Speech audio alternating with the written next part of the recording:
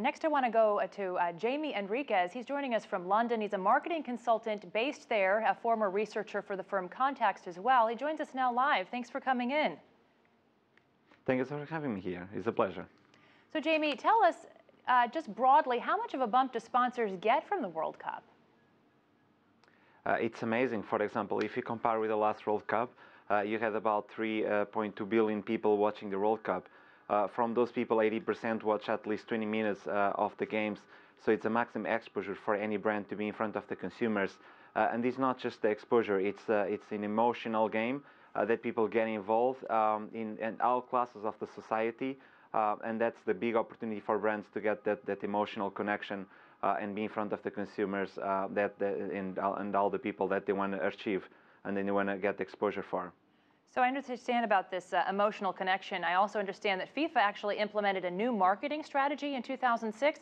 How is that affecting sponsors? It just affects because it lets new sponsors to come in from national sponsors.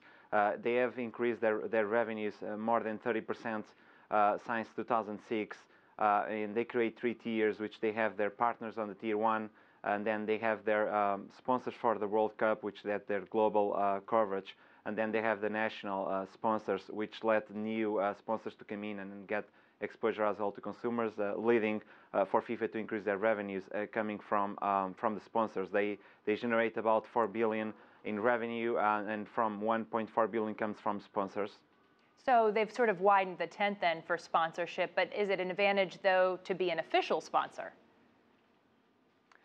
It is a big advantage because you know, as a sponsor, you have the opportunity to have the exposure on this event in front of all these people. You know, that watched the World game last time. From those 80%, they watch at least 20% of consecutive in the game. And so, but it's not just that. For example, if you see Nike is not a sponsor of the World Cup. However, in just comparing with the last World Cup, they were one of the brands or the brand that got more buzz in the World Cup.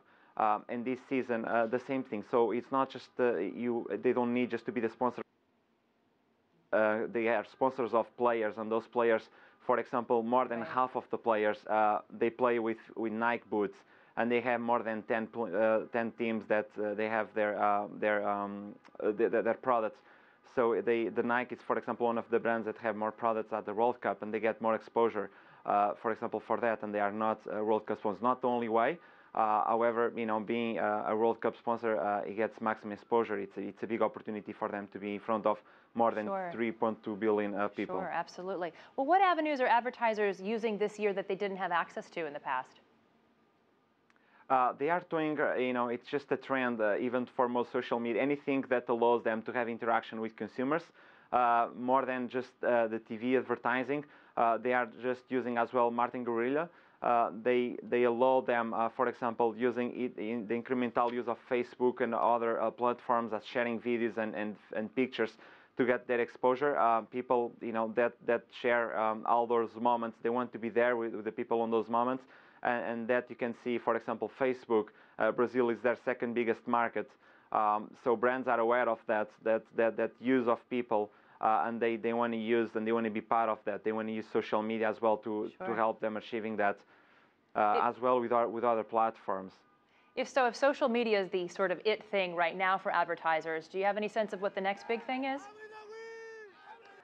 It can be in terms of the digital TV.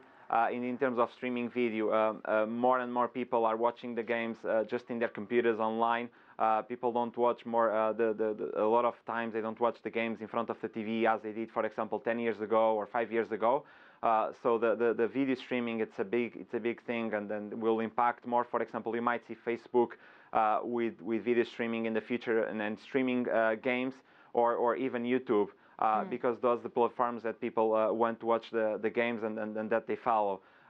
So digital TV, you know, the Facebook streaming videos and all the streaming videos in connection with the social network, everything integrated for people to share those moments it's a great way while to they're watching the game in real time. Yeah. Exactly. Well, listen, thanks for coming in, Jaime Henriques from London. We appreciate your time tonight.